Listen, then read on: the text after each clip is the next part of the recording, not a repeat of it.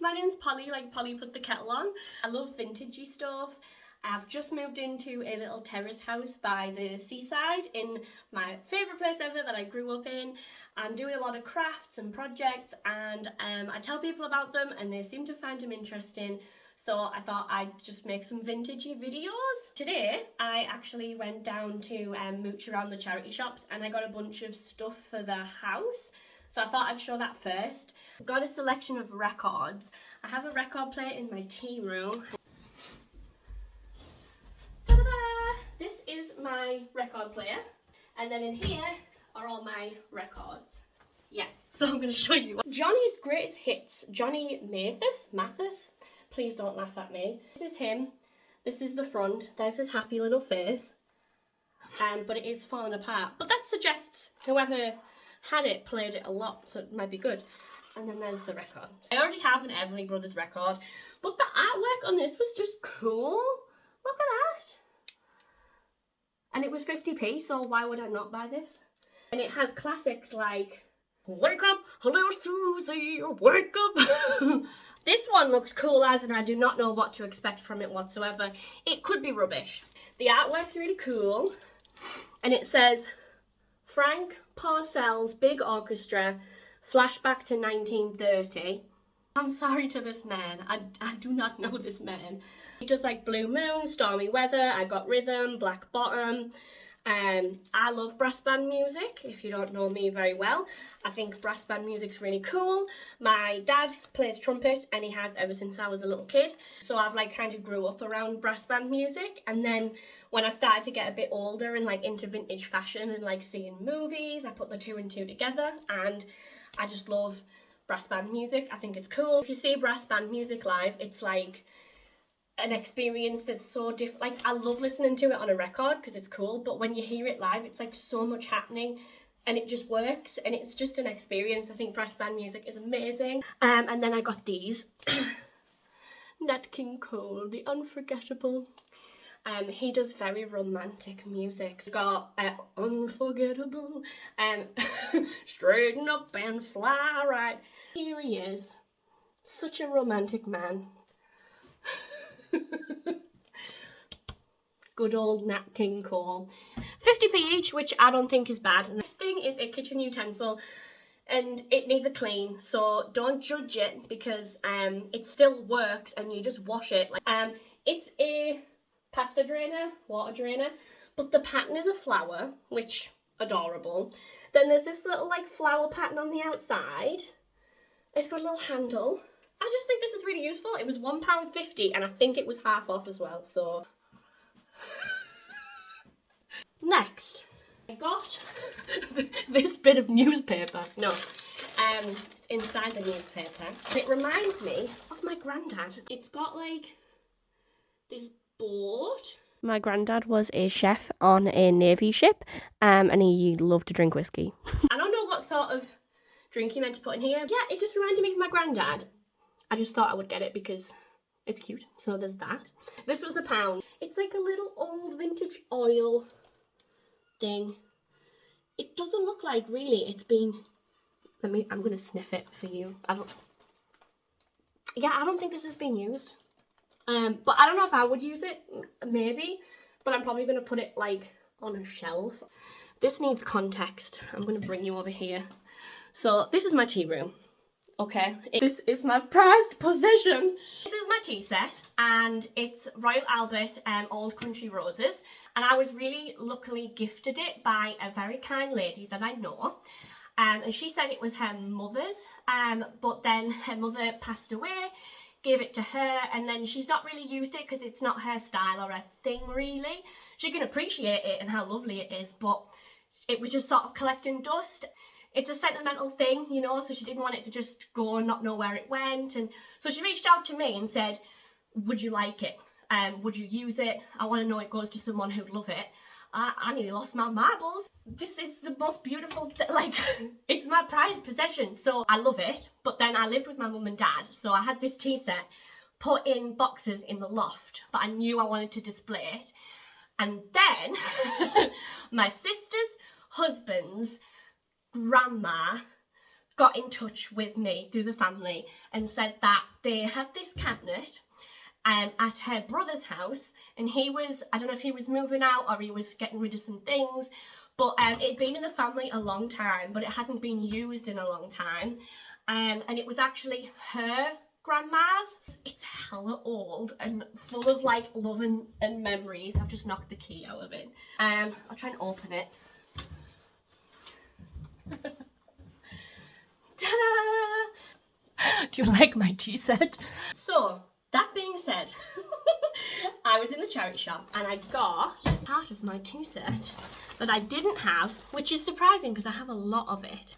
And this was £2, right? Which is insane. I got this teeny tiny little sack. Don't look at my nails. Don't. Let me hold it with my stubs. Oh, you can watch me ceremoniously put it into the tea cabinet. La la la, la la la. Yeah. We'll put you there for now. La la. I bought a plant before and it made me giggle because the name for it, like not the official name, but the name that was on it was pancake plant. This is my pancake plant.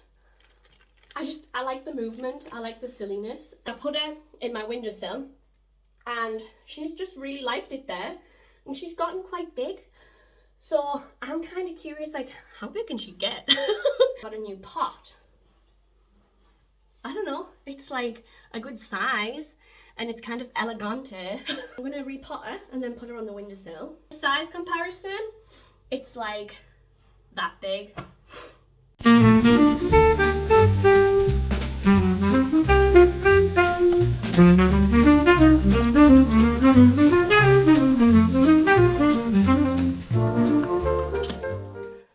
So I also, at the charity shop, got this pillowcase. It's old. I think it could do with a little wash, but it's fine because my plan is to make it a little like halfy apron frill. Like, I think it'll be easy to do. It doesn't matter that it's an old pillowcase because it's gonna get like baking juice on it. So I'm gonna also make that into an apron.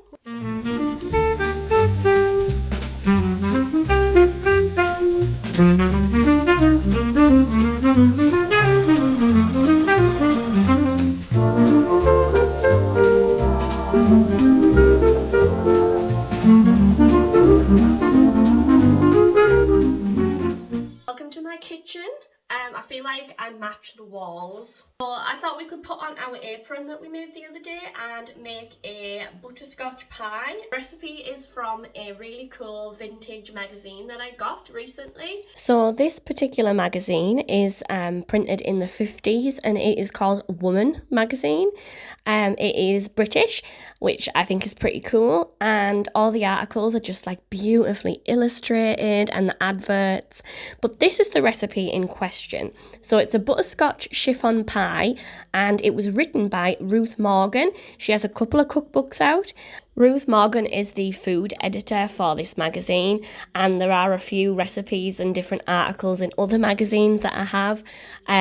So maybe I will recreate some of those in the future. But this is the pie we're going to try and recreate today. First things first, we need our apron that we made the other day.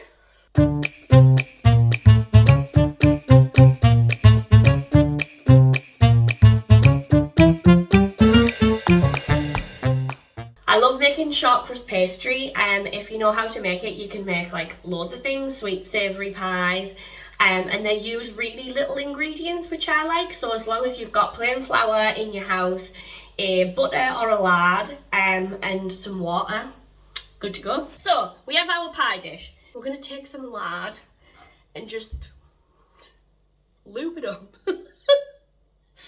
Didn't have to use that phrase, yet I did. What I'm going to do is big bowl, little bowl of flour that is pre-measured out, and I'm going to put it in there. I would sift it if I had a sifter, but I have just recently moved and I don't, so In it goes. Take your butter and your lard and plop it in. Basically, like, just do this till it becomes like breadcrumbs. Oh, this is a lovely shot of my apron that I made. Ooh, okay, so we have this, we have some water. It's gonna get messy and gross.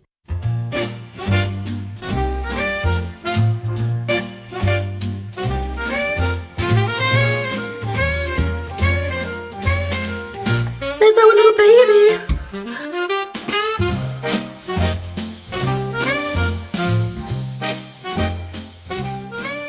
And we have this pile, right? And in the recipe, she made it look absolutely beautiful. She made loads of diamond shapes out of the leftover pastry from like the trimmings, and then like overlapped them to like look funky. I've never done it in my life, and to me that doesn't look like enough pastry. But we gotta trust Ruth Morgan, because what do I know? I'm not a cook editor in a 1950s woman's magazine. I keep all my cookie cutters in this vintage flour tin, which matches my vintage bread bin. So we need to find a diamond. Shine bright like a diamond. Oh yeah, I've got a bunny shape but no diamonds. You want a squirrel cookie? Don't let my hoarding fail me now. You want a chicken cookie? Fine. You want a frog? Got you sorted. So here I am fannying on making that diamond pattern. I do actually run out of trimmings and have to make up a tiny bit of extra pastry. It also says you want to blind bake this, so you need to put some grease-proof paper on it and then weigh it down with rice or beans or baking beans. We don't have any rice in the kitchen. We don't have any grease-proof paper. We do have Heinz beans, but I don't think they're talking about that type of bean. I'm gonna just do the old weigh it down with a bit of kitchen foil. Alright team, we successfully made our tinfoil pie. Delicious for robots. Here's our tinfoil pie going in. While we're waiting for the pie to cook, I thought I would show you this really cute thing in my kitchen. When I was little, my Nana Betty had these exact measuring ducks. When I would go around when I was like really little, I would play with them because they're very cute. One time I was playing with the little one, the head fell off and I was mortified, and I remember like my nana was like, it's fine, don't worry about it, and I was like sobbing. And then every time we visited, like even growing up into like being an adult, she still had these on her shelf with like the glue line around the neck. These ones aren't actually my nana's. I don't know what happened to them. I scoured the internet when I knew I was moving house, because I knew I wanted to have this in my kitchen because it's just, it makes me smile and it's silly. Yay! Our beautiful pastry case. Don't know why I said it like that.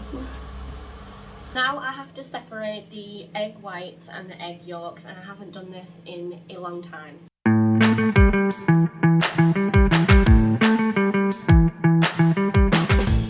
That is measured out, 56 grams, and I'm going to put it in my bowl, and I'm not going to panic. Also, in the meantime, this is totally cold, and like, this is the cutest little pie I've ever made. While waiting for this to melt, I might read the article. This week's Wooden Spoon Club visitor was Claire Page, who was a bachelor girl with an interesting job. She's a secretary to an organisation which arranges the Horse of the Year show. She would love to know how to make one of those luscious American pies. So basically Ruth Morgan's shown her how to make this and shown us how to make it. To complete the pleasure of Claire's visit, I'd invited her favourite singing star, Vera Lynn, to take coffee and pie with us. Vera too is a cooking enthusiast. So yeah, if it's good enough for Vera Lynn, good enough for us. Okay, our butter is melted. I'm going to add my dark brown sugar. It is bubbling away down here. Hope I'm doing it right. Let me show you what it's doing now. Can you see?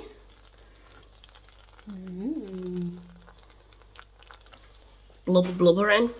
In another saucepan, add 2 tablespoons of corn flour, 1 tablespoon of flour, a pinch of salt, and then mix slowly the milk in to make a paste. So I've got all my dry ingredients in this bowl, and we have to just keep adding the milk to make it a paste.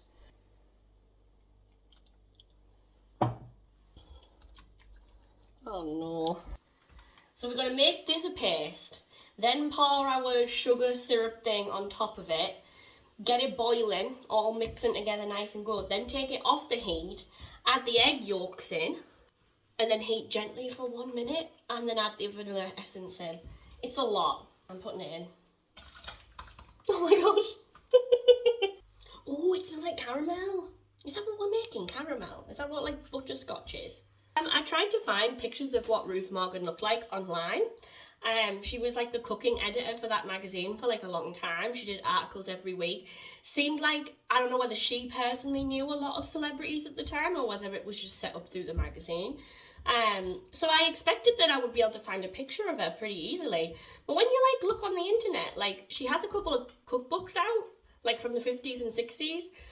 But like that's it, and I couldn't find a picture. So I'm yet to know whether Ruth Morgan looked like a bad bitch. I'm sure she did. I'm now going to add my egg yolks to my mixture. I've also strained out some of them lumps. I hope that's not going to affect anything, but they were bothering me. That's my discarded lumps. My lumps. My lovely caramel lumps. Right, I think this is ready now. It's looking good. Here we go. Here we go, here we go, here we go. Nice. Now I've got all of this to clean up. And look at the stove top. Yeah, that's nasty. I'm so proud of this. I mean, it needs to set. We have our pie. I'm going to say it. The little diamond overlappy thing. Yeah, that's a slay. As my big bowl, I have our 2 egg whites that we separated earlier. And then the sugar, it's just caster sugar. I have my electric whisk. Yay! In the bowl.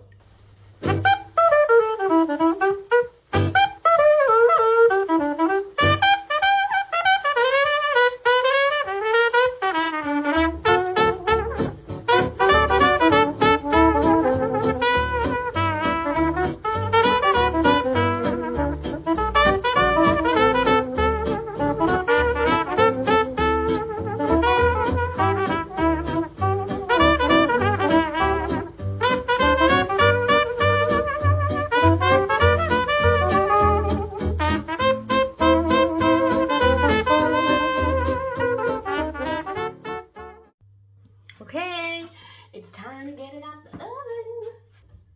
Oh my god, she looks so good. I'm sorry. Oh, I've never been prouder. That's hers. That's mine. I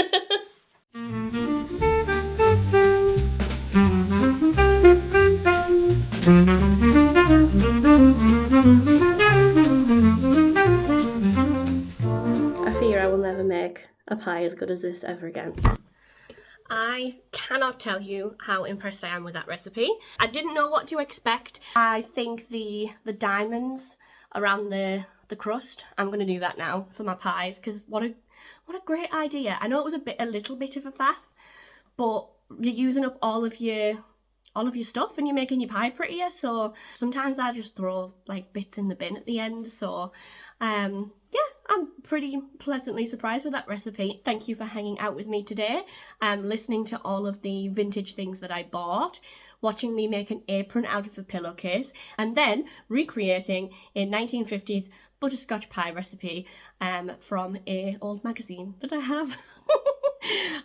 I'm planning to post some more vintagey videos. I've got some ideas for some sewing projects, so I hope you enjoy it. Bye!